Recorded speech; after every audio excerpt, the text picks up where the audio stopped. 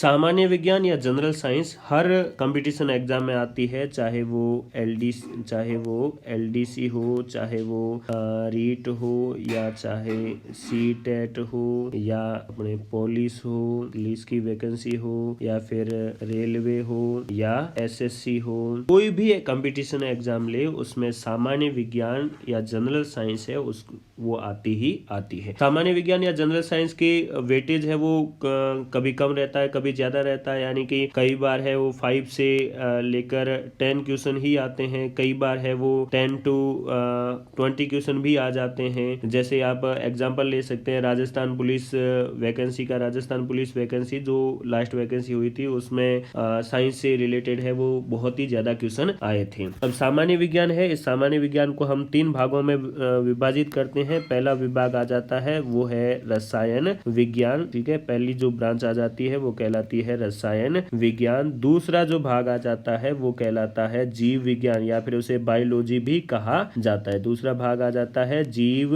विज्ञान या बायोलॉजी, और जो तीसरा भाग आ जाता है वो कहलाता है भौतिक विज्ञान, या फिर इसे हम क्या कहते हैं, फिजिक्स कहते हैं। भौतिक विज्ञान या फिर उसे हम क्या कहेंगे, फिजिक्स कहेंगे। रसायन विज्ञान की वह शाखा है जिसमें हम पदार्थ, अणु, परमाणु, अम्ल, क्षार और लवण, भौतिक एवं रासायनिक परिवर्तन, धातु, अधातु, मिश्र धातु, कार्बन और कार्बन के यौगिक आदि के बारे में पढ़ते हैं। तो उस विज्ञान की शाखा को हम क्या कहेंगे, रसायन विज्ञान, जिसके पिता कौन है, तो जिसके पिता लेवासियों को माना जाता है। जीव विज्ञान या बायोलॉजी जिसमें हम अध्ययन करते हैं सजीवों का अध्ययन करने वाली विज्ञान की शाखा है, उसे हम क्या कहेंगे, जीव विज्ञान या बायोलॉजी, और जिसके पिता कौन है, तो इसके पिता है अरस्तु। भौतिक विज्ञान में हम किसका अध्ययन करेंगे, तो भौतिक विज्ञान में हम अध्ययन करेंगे बल, दाब, कार्य, ऊर्जा, शक्ति, विद्युत, प्रकाश आदि के बारे में अध्ययन करेंगे। वो विज्ञान की शाखा भौतिक विज्ञान कहलाएगी। और जिसके पिता किसको माना जाता है, तो जिसके पिता माना जाता है न्यूटन को। जिसके पिता किसको माना जाता है, न्यूटन को। आज से हम है वो सामान्य विज्ञान है, सामान्य विज्ञान की एक श्रृंखला शुरू करें। सामान्य विज्ञान में सबसे पहली पार्ट ले रहे हैं वो कौन सा है, तो सबसे पहला पार्ट हम रसायन विज्ञान ले रहे हैं। और रसायन विज्ञान का जो पहला टॉपिक है वो है पदार्थ, तत्व, यौगिक और मिश्रण। पदार्थ, तत्व और यौगिक और मिश्रण, इस टॉपिक से हम कंटिन्यू करेंगे। और पदार्थ, तत्व, यौगिक और मिश्रण में सबसे पहला जो इस वीडियो में हम बात करेंगे वो है पदार्थों के गुण। सबसे पहले बात कर लेते हैं कि पदार्थ होता क्या है। तो पदार्थ हम किसे कहते हैं, संसार की वे समस्त वस्तुएं जो क्या घेरती हो, स्थान घेरती हो, तथा जिसका कुछ न कुछ क्या होता हो, द्रव्यमान पदार्थ कहलाती है। वे समस्त वस्तुएं जो क्या घेरती हो, तो समस्त वस्तुएं जो स्थान घेरती हो यानी कि जगह घेरती हो, और दूसरा उनका कुछ न कुछ द्रव्यमान, या सिंपल भाषा में कहे तो उनका कुछ न कुछ क्या होता हो, भार होता हो। स्थान घेरती हो और भार होता हो, उसे हम क्या कहते हैं, पदार्थ कहते हैं। एग्जाम्पल के लिए आप ले सकते हैं जल एक पदार्थ है क्योंकि जल स्थान घेरता है और उसका कुछ न कुछ द्रव्यमान होता है। जैसे एग्जाम्पल के लिए आप पत्थर ले सकते हैं, या फिर वायु भी एक पदार्थ है। क्यों, क्योंकि वायु स्थान घेरती है और वायु का भी कुछ न कुछ भार होता है। वायु है वो कुछ गैसों का मिश्रण होता है, और वो गैसें कौन सी होती है, तो वो है nitrogen, oxygen, argon, carbon dioxide और कुछ अदर गैसें होती है। सबसे ज्यादा नाइट्रोजन पाई जाती है। नाइट्रोजन कितनी होती है, 78% नाइट्रोजन होती है। फिर दूसरा नंबर आ जाता है ऑक्सीजन का 21%। फिर तीसरी आ जाती है आर्गन होती है 0.93% यानी कि 0.93%। और कार्बन डाइऑक्साइड कितनी होती है, तो वो होती है 0.03%। ये वायु है वो कुछ गैसों का क्या होती है, मिश्रण होती है। तो पदार्थ किसे कहते हैं, वे समस्त वस्तुएं जो स्थान घेरती है तथा जिनका कुछ न कुछ द्रव्यमान होता है, द्रव्यमान या भार होता है। वैसे भार और द्रव्यमान में फर्क होता है। भार बराबर क्या होता है, तो भार बराबर होता है द्रव्यमान गुणा गुरुत्व बल, यानी कि गुरुत्व बल और द्रव्यमान है इसको हम गुणा कर दें, यानी इनके गुणनफल है, इनके गुणनफल को हम क्या कहते हैं, भार कहते हैं। द्रव्यमान किसी वस्तु का फिक्स रहता है, लेकिन भार है वो क्या हो सकता है, चेंज हो सकता है। जैसे हम है वो अंतरिक्ष में चले जाएं तो भार अपना 0 हो जाता है। 0 क्यों हो जाता है, क्योंकि अंतरिक्ष में गुरुत्व बल है वो क्या होता है, 0 होता है। इसीलिए वह अंतरिक्ष में जाने पर अपना भार है वो क्या होता है, 0 हो जाता है। वैसे ही अगर हम चंद्रमा पर चले जाते हैं तो वहां पर अपना भार पृथ्वी पृथ्वी की तुलना में 1/6 गुना हो जाता है। 1/6 गुना का मतलब है कि 6 गुना कम हो जाता है। पृथ्वी पर आपका वजन अगर 60 किलोग्राम है तो चंद्रमा पर जाने पर वो वजन आपका 10 किलोग्राम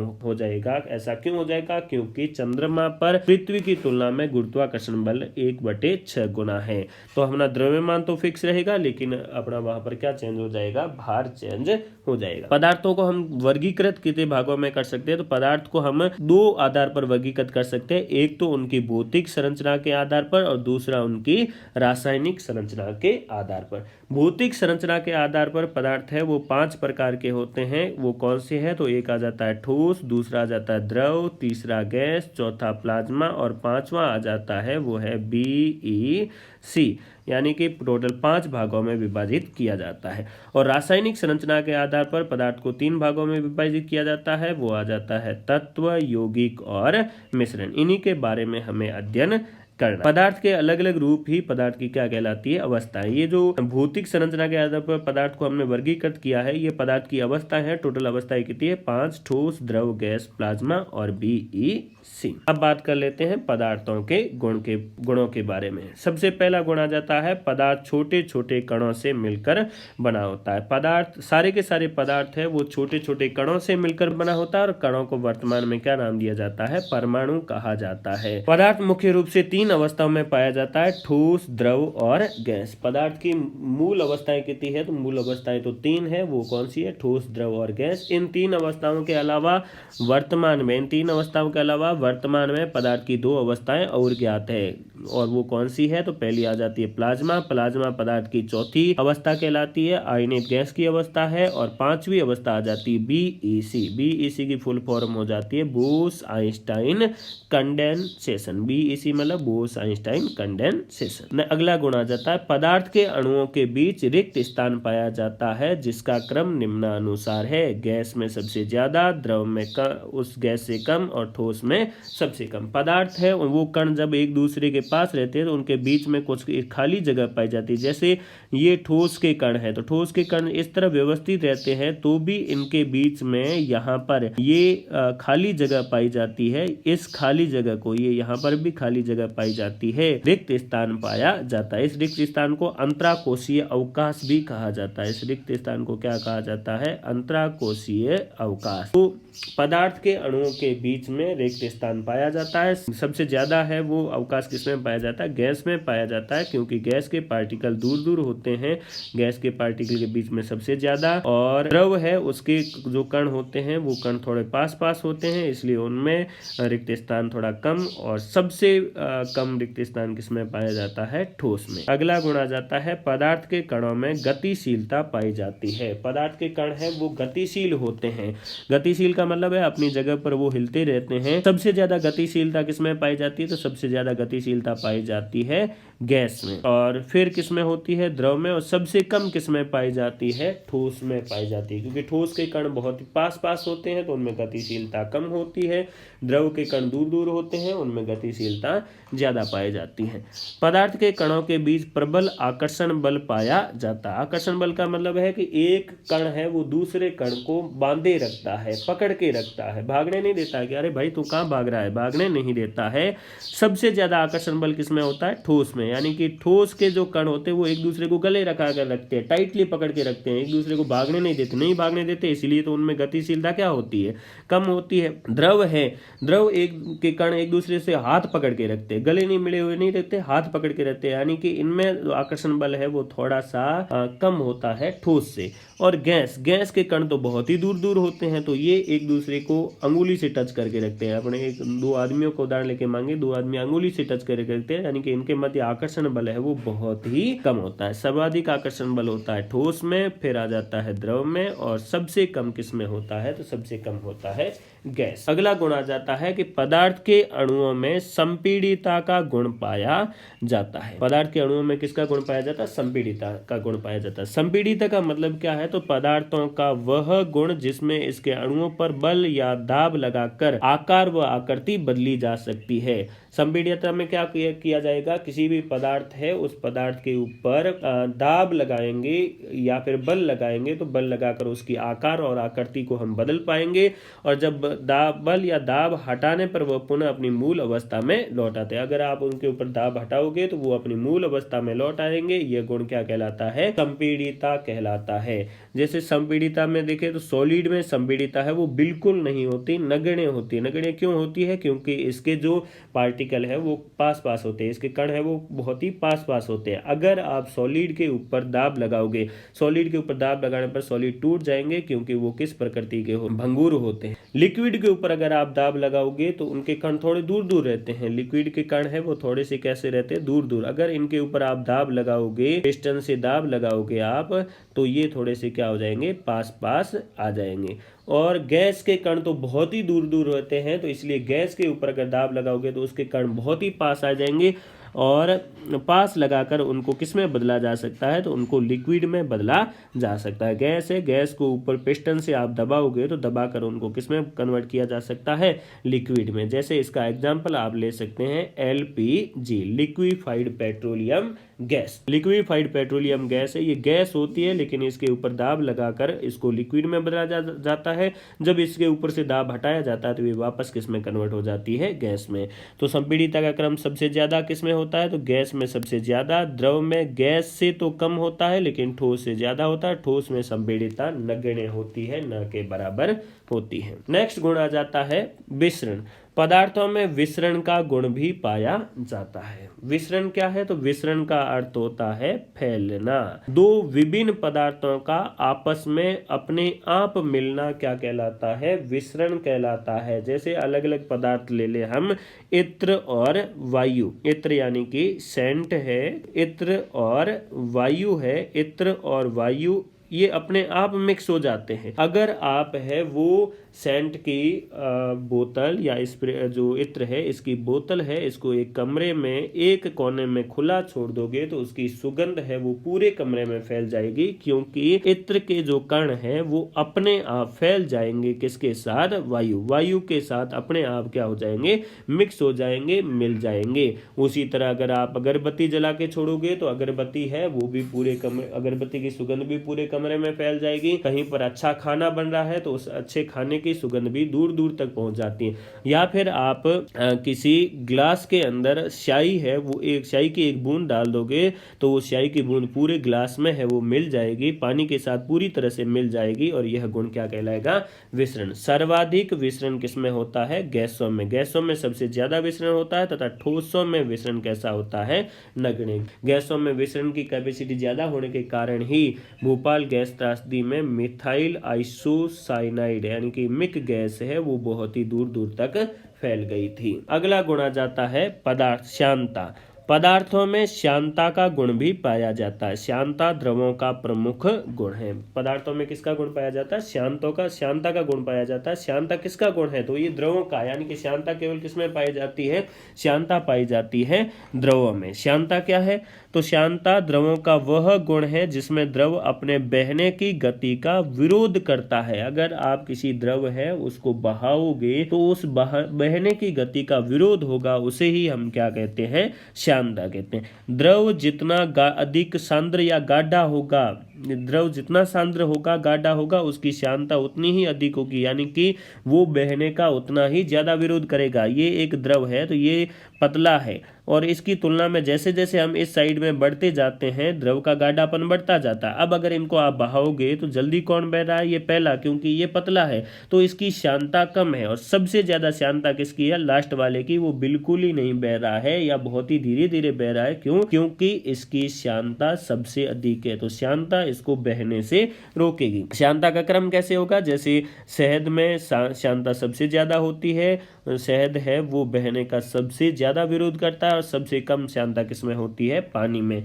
जैसे यहाँ पर ये पानी ले लिया है, तेल ले लिया है, और हमने क्या ले लिया, शहद, और इनके अंदर हम क्या डाल रहे हैं, तो इनके अंदर एक एक मेटल की बॉल डाल रहे हैं, तो सबसे जल्दी किसमें आ जाती है, वाटर में। क्यों, क्योंकि वाटर के अंदर ये जल्दी ही बह जाती है। जबकि शहद और ऑयल है, तेल है, इनकी शांता थोड़ी ज्यादा होती है जल की तुलना में, इसीलिए इनमें ये जो मेटेलिक बॉल है वो धीरे धीरे नीचे की तरफ जाती है। किसी तरल की श्यानता को श्यानता गुणांक द्वारा मापा जाता है। कोई लिक्विड है, तरल है, द्रव है, तो उसकी श्यानता को हम किसके द्वारा मापेंगे? श्यानता गुणांक द्वारा।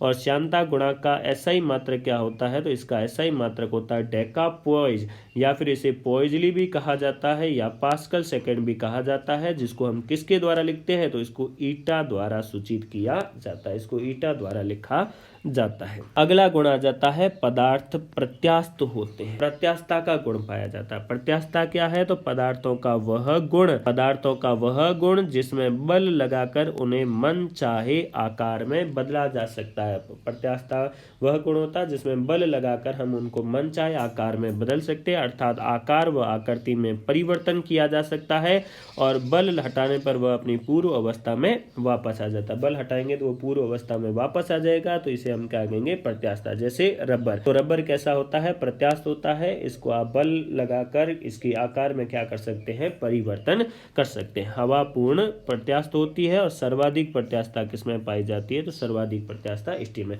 नेक्स्ट गुण आ जाता है ऊर्ध्वपातन। पदार्थों में ऊर्ध्वपातन का भी गुण पाया जाता है। ऊर्ध्वपातन क्या होता है? ऊर्ध्वपातन का मतलब है कोई भी ठोस पदार्थ है, वो ठोस पदार्थ बिना द्रव अवस्था में बदले सीधे ही किस में बदल जाए? सीधे ही गैस में बदल जाए, तो इसको हम क्या कहते हैं? इसको ऊर्ध्वपातन कहते हैं। जैसे एग्जाम्पल के लिए आपके पास बर्फ है, बर्फ को आप गर्म करोगे तो बर्फ सबसे पहले किस में कन्वर्ट होगी? तो बर्फ है वो कन्वर्ट होगी सबसे पहले पानी में। पानी को गर्म करोगे तो पानी है वो किस में कन्वर्ट होगी? पानी भाप में बदलेगी। लेकिन अगर बर्फ बिना पानी में बदले ही भाप में बदल जाए, तब इसे क्या कहा जाता है? ऊर्ध्वपातन। हालांकि ऐसा नहीं होता, बर्फ पहले पानी में ही कन्वर्ट होती है, बर्फ में ऊर्ध्वपातन नहीं पाया जाता। तो ऊर्ध्वपातन क्या है? ठोस पदार्थों का बिना द्रव अवस्था में बदले सीधे ही गैस अवस्था में बदलना क्या कहलाता है? ऊर्ध्वपातन कहलाता है। नेक्स्ट गुण आ जाता है सामान्यतः कुछ पदार्थों में क्या पाई जाती है? चमक पाई जाती है, चमकीले होते हैं। धातुओं का मुख्य गुण होता है कि धातु कैसे होते हैं? तो धातु चमकीले होते हैं, उनमें चमक पाई जाती है। सर्वाधिक चमकीली धातु सोना और चांदी होती है। वे पदार्थ जो चुंबकीय और आकर्षित होते हैं चुंबकीय कहलाते हैं। कुछ पदार्थ है वो चुंबक के चिपक जाते हैं, यानी कि पदार्थों में चुंबकत्व का भी गुण पाया जाता है। जैसे लोह वस्तुएं हैं, लोहे की वस्तुएं हैं वो चुंबक से चिपक जाती है।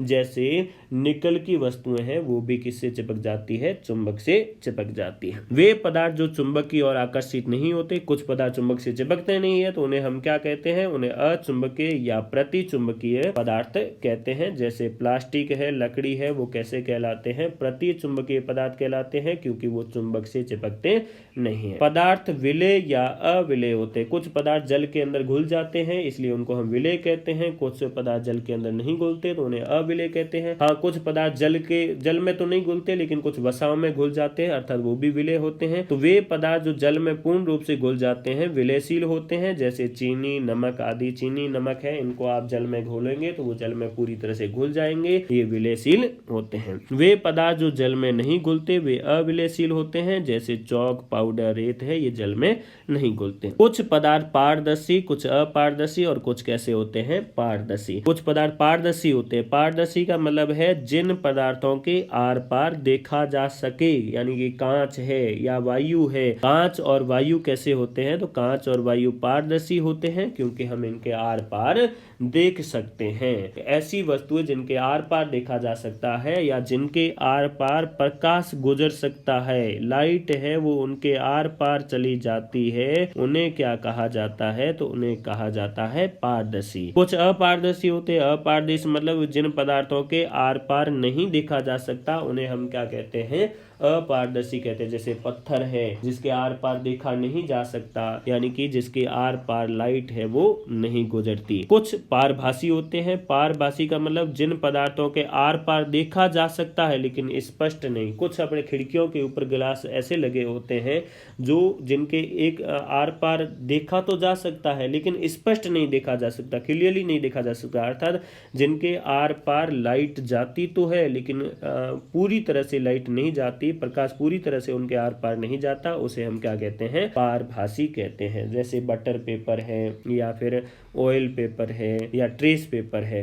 ये कैसे होते हैं, पारभासी होते हैं। अगर आप है वो किसी कागज के टुकड़े को अपने बालों में लगे तेल है उस तेल के अंदर रगड़ के देखोगे तो उसके आर पार देखा जा सकेगा लेकिन क्लियरली नहीं, तो वो कैसा बन जाएगा, पारभासी। पदार्थों का कुछ न कुछ घनत्व होता है, यानी कि पदार्थों में घनत्व भी पाया जाता है। घनत्व क्या होता है, किसी पदार्थ के इकाई आयतन के द्रव्यमान को उस पदार्थ का घनत्व कहते हैं। आप कोई भी इकाई आयतन ले लो, इकाई आयतन मान लीजिए हम एक बाल्टी ले लेते हैं और इस बाल्टी को इकाई आयतन मान लेते हैं, तो इस इकाई आयतन में जितना भी पदार्थ मौजूद है उस पदार्थ के द्रव्यमान को उसका क्या कहा जाएगा, घनत्व कहा जाएगा। जल से कम घनत्व वाली वस्तुएं जल पर क्या करती रहती है, तैरती रहती है। जिन वस्तुओं का घनत्व जल से ज्यादा होगा वो जल के अंदर डूब जाएगी और जिन वस्तुओं का घनत्व जल से कम होगा वो जल पर तैरती रहेगी। आपने एक बाल्टी ली है, इसमें 3 अलग अलग पदार्थ डाल रहे हैं। एक पदार्थ है वो ठोस डाल रहे हैं, एक पदार्थ कैसा डाल रहे हैं, ठोस डाल रहे हैं। ठोस के रूप में आप क्या डाल रहे हैं, तो रेत डाल रहे हैं। और दूसरा आप इसके अंदर कौन सा पदार्थ डाल रहे हैं, तो दूसरा आप इसके अंदर पदार्थ डाल रहे हैं पानी, और तीसरा आप इसके अंदर डाल रहे हैं वायु। किसका द्रव्यमान सबसे ज्यादा होगा, तो सबसे ज्यादा द्रव्यमान किसका होगा, रेत का। इसका मतलब है कि घनत्व सबसे ज्यादा ठोसों का होता है, द्रव का घनत्व ठोस से कम लेकिन गैस से ज्यादा होता है, गैस का घनत्व है वो सबसे कम होता है। बर्फ जल पर तैरती रहती है, क्यों, क्योंकि बर्फ का घनत्व जल से कम होता है। अब ऐसा क्यों होता है तो हम आगे बात करेंगे, क्योंकि बर्फ तो ठोस है, हमने कहा कि ठोस का घनत्व द्रव से ज्यादा होता है, तो फिर बर्फ का घनत्व जल से कम क्यों, क्योंकि बर्फ तो ठोस है। तो इसके बारे में हम आगे बात करेंगे। ये आपके हो गए पदार्थों के गुण।